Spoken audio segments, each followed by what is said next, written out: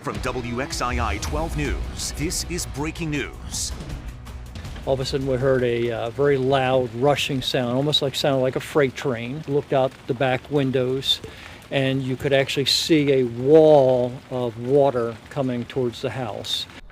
A wall of water crashes through the Piedmont Triad. The storm flooded roads, knocked down trees, and forced many people to find a safe place to get to as quickly as possible. We watched the trees and it got dark and you couldn't see out, and well, that's when I've been in them before. When you can't see, that's when you need to take cover. Tonight at 6, live team coverage from across the Piedmont Triad. Way too much rain, and it fell way too quickly. It fell hard and it fell fast. Lainey, right now we are hearing that the heavy rain outside, there is some heavy rain outside. Are we done with the storms just yet?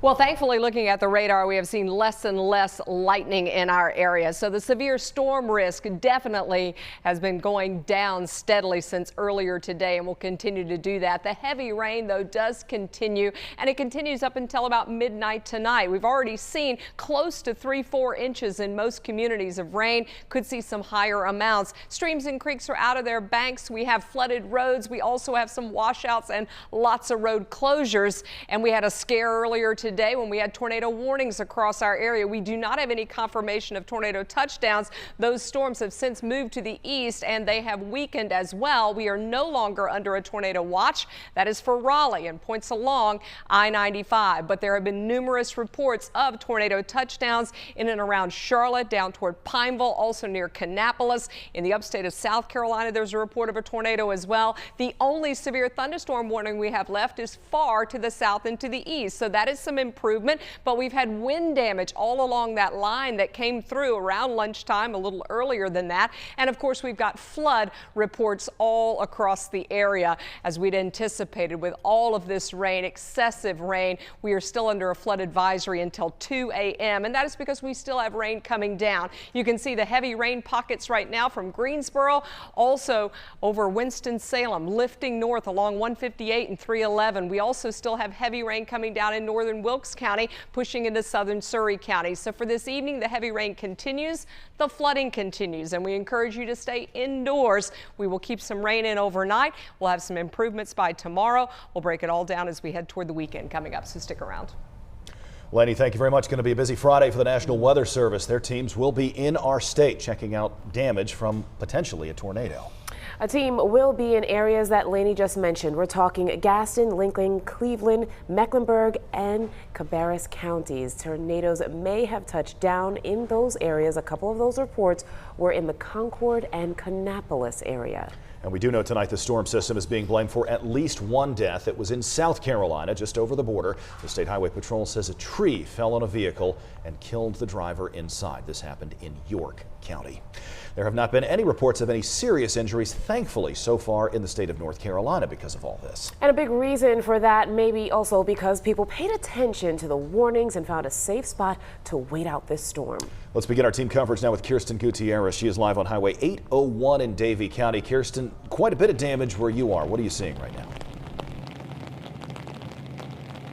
Quite a bit of damage, but not very significant. Officials say that there hasn't been that much, and they're glad that there hasn't been that much. There's been a handful of trees down, a handful of structures damaged, some lines down, but not any significant power outages, some flooding on several roads. We've gotten some tweets about some areas, but they say nothing very significant right now. It's still heavily raining, but I'm going to step out of the way so you can see one of the structures or homes that was damaged today with the heavy winds. We're in front of a family's home where the roof from a neighboring shed next door was ripped off by strong winds earlier today and took out part of the house's roof, damaging the kitchen. Now, the shed itself is also damaged. It belongs to Gemini Hair and Nails Fashions.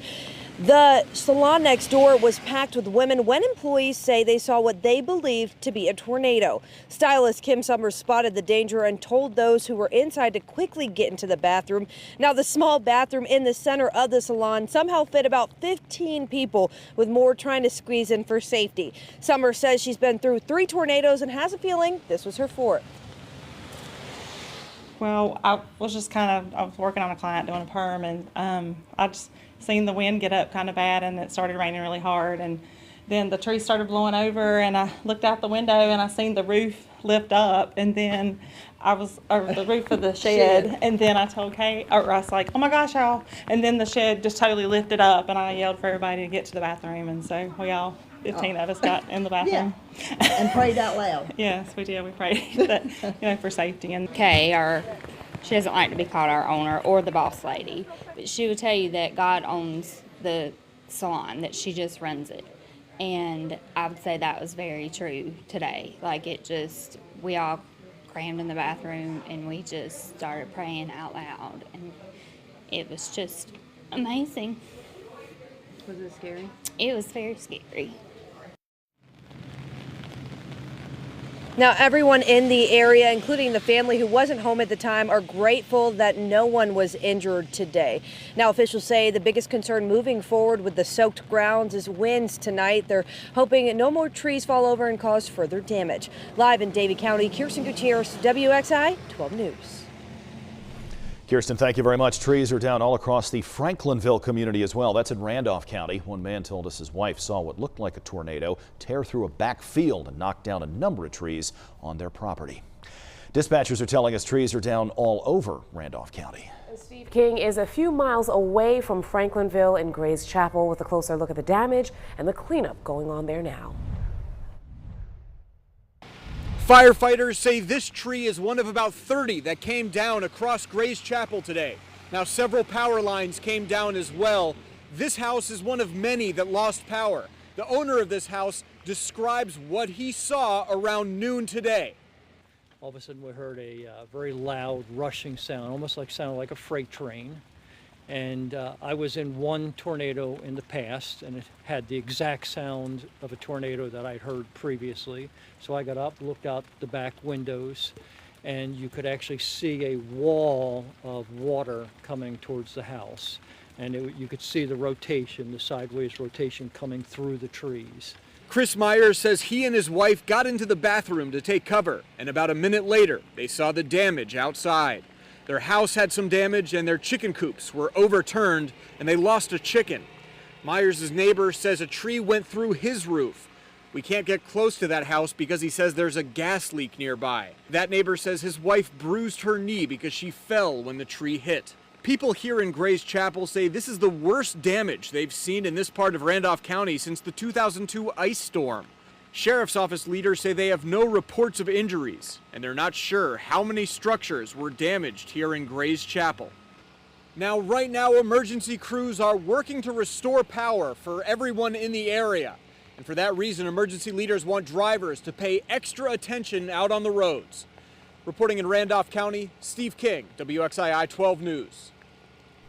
Thank you, Steve. Water completely covered this bridge in East Bend. Take a look. This is on Mount Carmel Church Road. That's just off of Falcon Road. The Fort Bush Fire Department shared this video with us. Remember, if you see a flooded bridge or road, turn around and just find another way. Leanne Denier continues our severe weather coverage from Yadkin County. And Leanne, we can see a flooded bridge behind you. Is the creek still rising?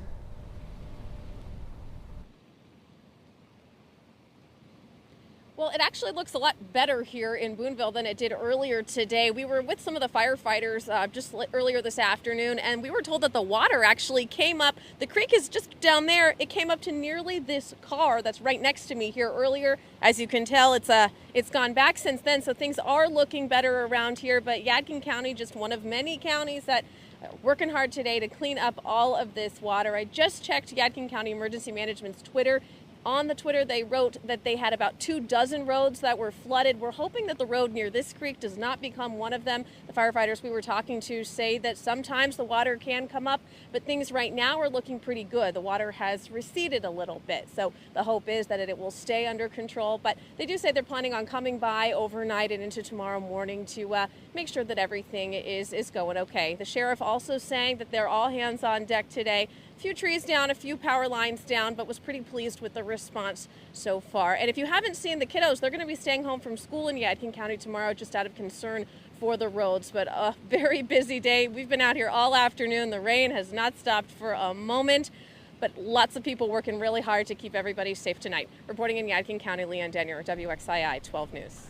Leanne, thank you very much. More footage into our newsroom from Yadkin County. The water more than halfway up this church sign. This is Old 421 and Windsor Road in Hamptonville. My goodness. And when it rains, a sinkhole in Wilkes County almost always fills up. Yeah, this is the one outside the Taco Bell that we've been talking about for a long time on Highway 421 in Wilkesboro. The sinkhole is in the restaurant parking lot. People who live nearby say water can sometimes spill over onto the highway. It has not done that yet today, but the water level is still quite high. So flooding on roads, definitely a big concern tonight, and it could get even worse as the rain continues tonight. Yeah, this footage is from Old Town Drive in Winston-Salem. Familiar scene, Winston-Salem near Bethabara Greenway. Water continues to rise in a couple of nearby creeks that meet at the entrance to that greenway. And as you can see, it is a major flooding situation. Take a look at heavy traveled Ronaldo Road. It turned pretty much into one giant puddle. You can see how hard it came down this afternoon. It even flooded the parking lot of the O'Reilly Auto Parts store.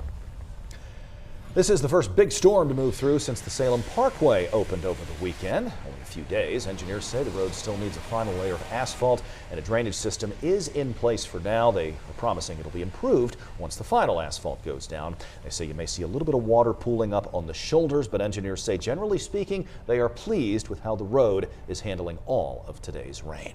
We want to make it really easy for you to keep up with the weather and keep you aware during storms just like this. Our WXI 12 News mobile app always has the very latest watches and warnings. You can also set it up so that you can get notified whenever there's a severe weather threat or an alert in your area. The app is free to download.